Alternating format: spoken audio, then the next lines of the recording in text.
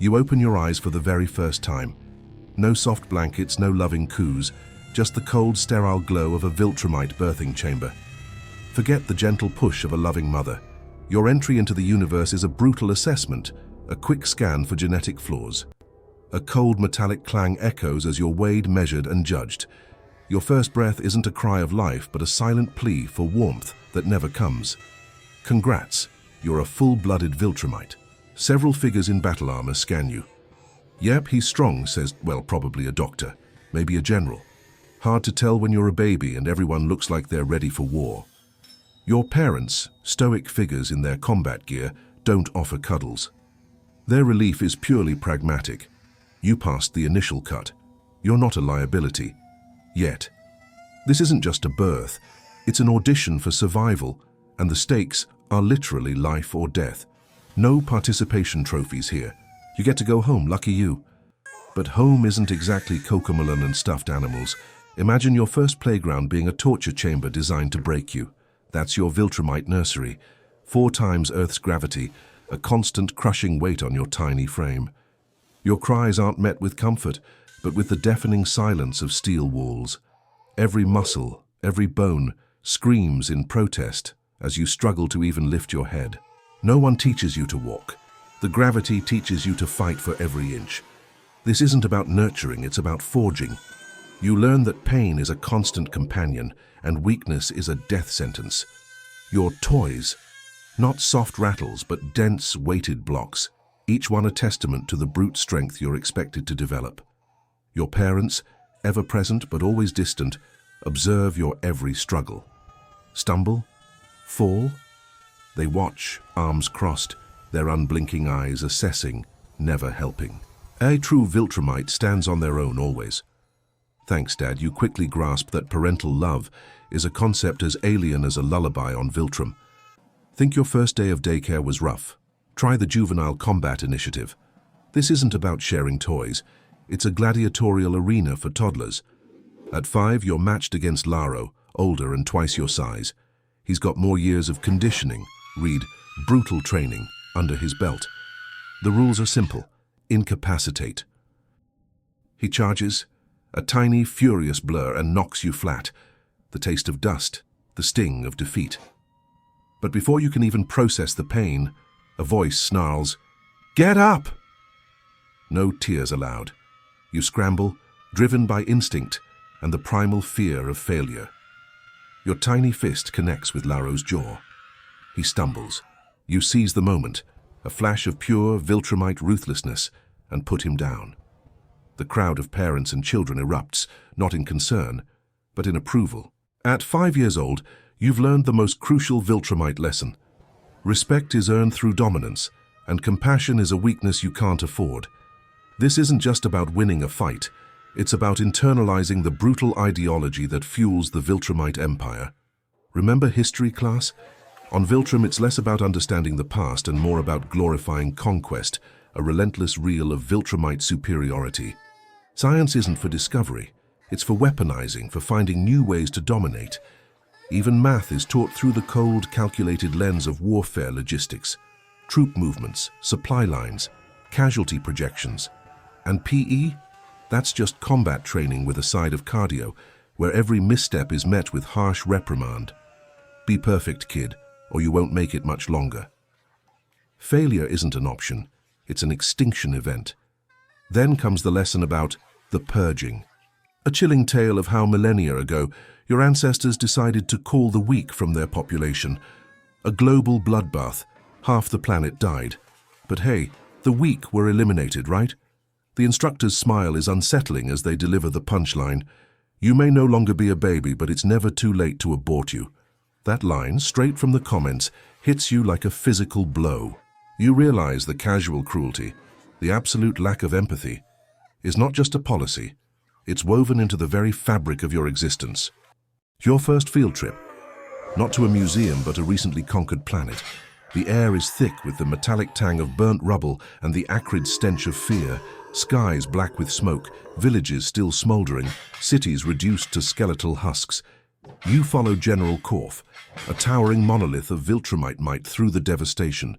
He leads you to a group of captured rebels, their heads bowed, their chains clanking softly. Korf points. Decide their fate. Your heart, for a fleeting moment, pounds with something unfamiliar, dread. You look at their terrified faces, the raw, primal fear in their eyes. But you know the rules. Hesitation is weakness. Weakness is death. With trembling hands, you point to the execution squad. The screams are brief, brutal. That night, for the first time and the last time you'll admit, you lie awake. Haunted. But Viltrumites don't do guilt. You learn to bury it deep, a tiny, festering wound in your soul. Think your school exams were tough. Try the Viltrumite trials. This isn't about grades, it's about survival. At 16, you're dropped on a distant moon, gravity 3 times Viltrum's, with 30 other candidates. Goal: survive a week, dominate a series of grueling challenges. Falling behind, you're left for dead, your body claimed by the unforgiving landscape. The first task: a race across jagged, unstable terrain. Every step is agony, muscles screaming, but you push through. You make it to the combat arena barely. Your first opponent? Laro again, now a hulking brute, his reputation for cruelty preceding him. You dodge, counter, and drop him in seconds. No praise, just a cold nod. You've done what's expected. Then comes the ironic twist. Teamwork. You're paired with Corvin, a quiet killer, and Vetra, impulsive but talented. You infiltrate a simulated stronghold. Vetra rushes ahead, ignoring orders, almost getting killed. You take the lead, coordinating, succeeding. They commend your leadership but criticize Vetra. A team is only as strong as its weakest link. Teamwork is a tool, not a virtue. The final test, a free-for-all. Be the last one standing. Alliances form and dissolve in minutes. You, Corvin, Tark the Beast. Tark falls. The Beast falls. Just you and Corvin. You fought side by side, saved each other. But here, bond means nothing. With a swift, decisive strike, you knock him unconscious. You win. You're one of 3 survivors. Bloodied, battered, but victorious, they give you the insignia. Don't make us regret it. The weight of that emblem feels heavier than any gravity chamber. Ever feel like you're stuck in a loop? For you, by your mid-20s, war has become a monotonous ballet of destruction. Descend, crush, pacify, repeat. The galaxy is vast, but your life is a narrow, blood-soaked path. You barely finish one battle before being thrust into another. Oh, and you have a mustache now. Every Viltrumite man does. It's legally required by the government, kind of like Australia, you muse with a flicker of dark humor. But by your 40s, the cracks in the Empire's facade become harder to ignore. The conquests continue, but the resistance grows fiercer. Rebellions that once took days now drag on for months. You stopped aging centuries ago, growing more powerful, but also more weary. You can live for thousands of years, an eternity of this. At 50, you return home, your father is dead. The official report says training, but whispers suggest defiance, a punishment. At his funeral, they speak only of his service to the Empire, his glory days. The doubts that have plagued you for years resurface. Was he truly loyal? Or did he, like Conquest, feel so lonely in this endless, loveless existence? You start to understand the profound misery inherent in being a Viltrumite, a war machine without a purpose beyond conquest. Think you're getting a vacation. High Command summons you. Your genetics are exemplary. Your new role, reproduction. Not on Viltrum.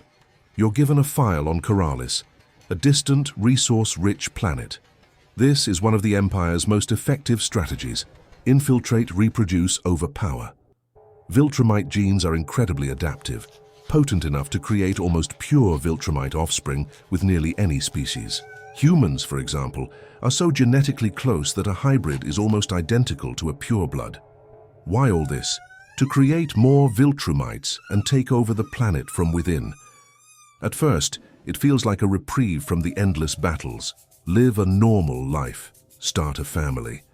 For a Viltrumite like you, that sounds almost too easy. But this isn't about building a family. It's about the Empire's agenda.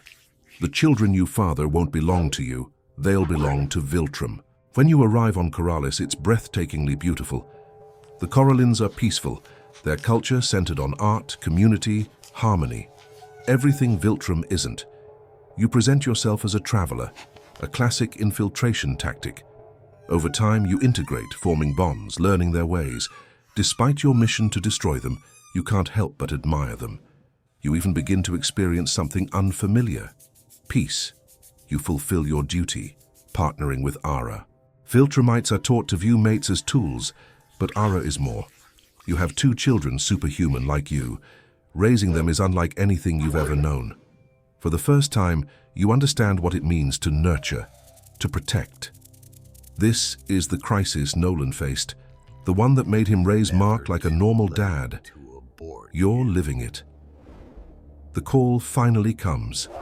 High Command praises your progress, orders your return to Viltrum, with your children. But can you do it? Can you hand over these beings you've come to love to the brutal machine you escaped? That night, as your family sleeps, you make a decision that will redefine your entire existence. You contact High Command, spinning a tale of unforeseen complications. A big fat lie, but it buys time. Over the next weeks, you prepare. You teach your children to harness their abilities, instilling in them the values you've learned from both Viltrum and Coralis, the strength of their heritage, tempered by the peace and community of their mother's world. You know the Empire will come for you. They will come for your betrayal. But for now, you've given your family a fighting chance. This isn't just about survival. It's about choosing freedom, a concept Viltrum tried to purge from your very being. They finally arrive. A fleet of Viltrumite warships, led by General Korf, aged and battle-scarred. You see familiar faces, but mostly strangers, all embodying the cold, relentless will of the Empire. The battle is brutal. You're completely outnumbered, fighting with everything you have. All those millennia of combat experience serve you well, but you know you're not winning this fight. This isn't a trial, it's an execution. But your purpose isn't victory, it's sacrifice. You fight with a ferocity born of love, not conquest. You fall, leading Coralis's last stand, ensuring your family's escape. Ara and the children disappear into the wilderness, their future uncertain, but free.